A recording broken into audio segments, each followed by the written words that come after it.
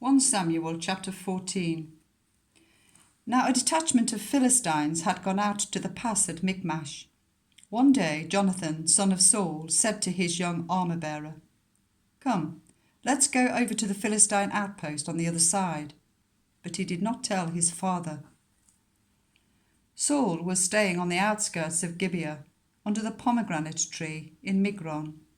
With him were about 600 men, among whom was Ahijah, who was wearing an ephod. He was the son of Ichabod's brother, Ahitub, son of Phinehas, the son of Eli, the Lord's priest in Shiloh. No one was aware that Jonathan had left. On each side of the pass that Jonathan intended to cross to reach the Philistine outpost was a cliff. One was called Bozez, and the other Seneh. One cliff stood to the north towards Michmash, the other to the south towards Geba. Jonathan said to his young armour-bearer, "Come, let's go over to the outpost of those uncircumcised fellows. Perhaps the Lord will act on our behalf.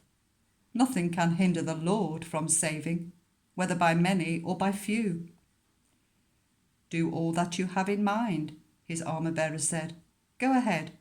I am with you, heart and soul." Jonathan said, "Come on then, we will cross over towards them and let them see us.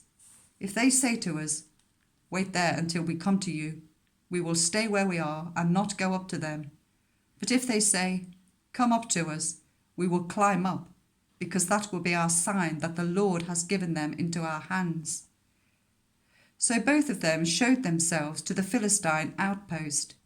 "Look," said the Philistines, "the Hebrews are crawling out of the holes they were hiding in."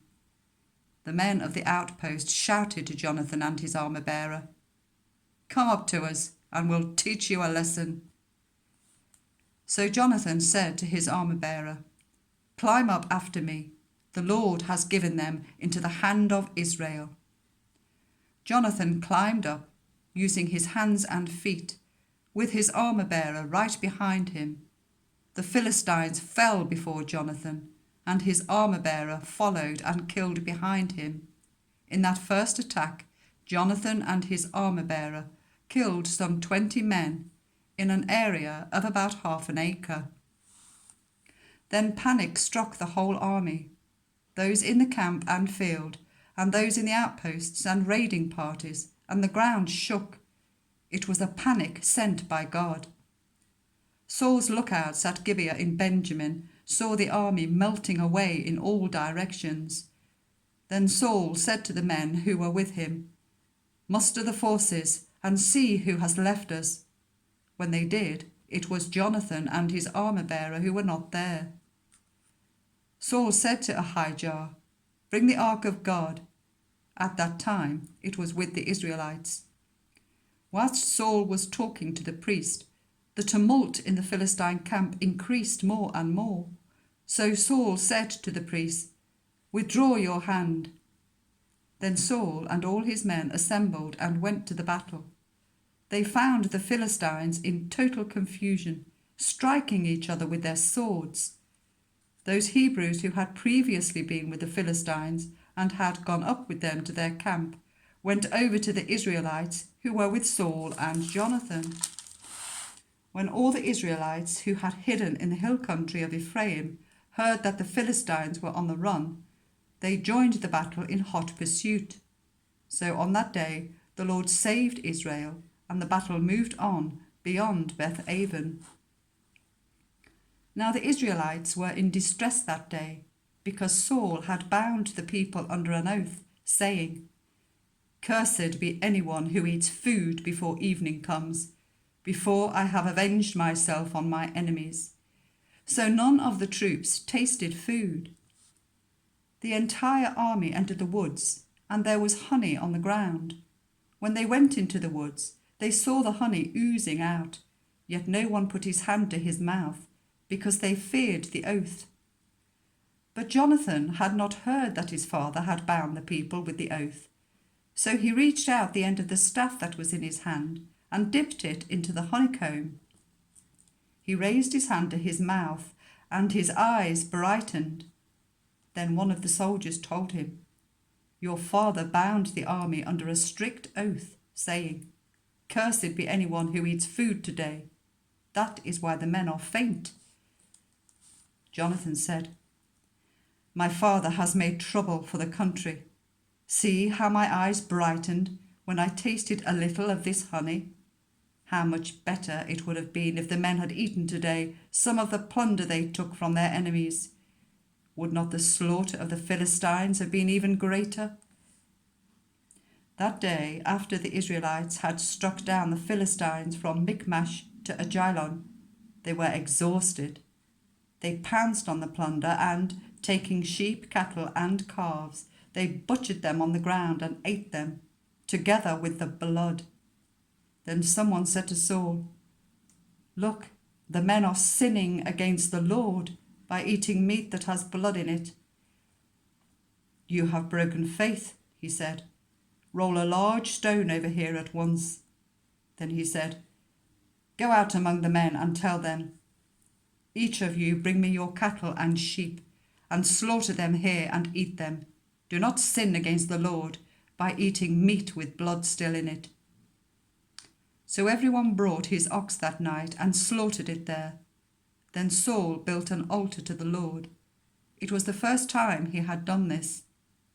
Saul said, "Let us go down and pursue the Philistines by night and plunder them till dawn, and let us not leave one of them alive."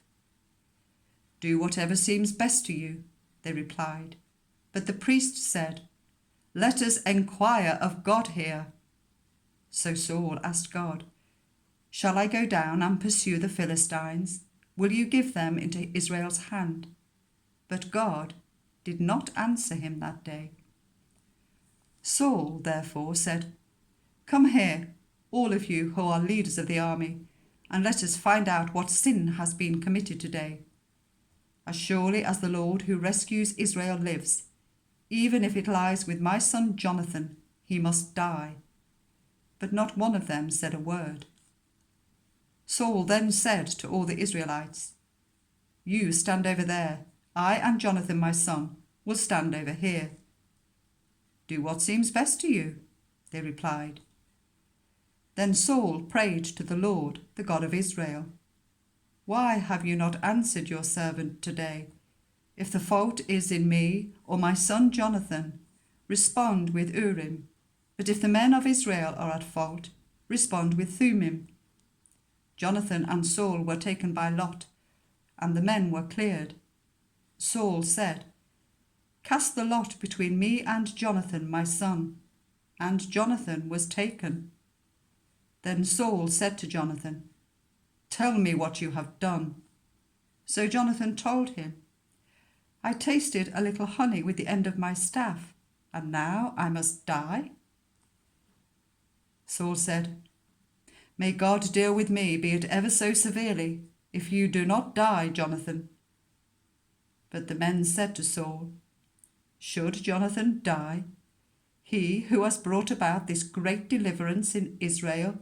Never, as surely as the Lord lives, not a hair of his head shall fall to the ground, for he did this today with God's help."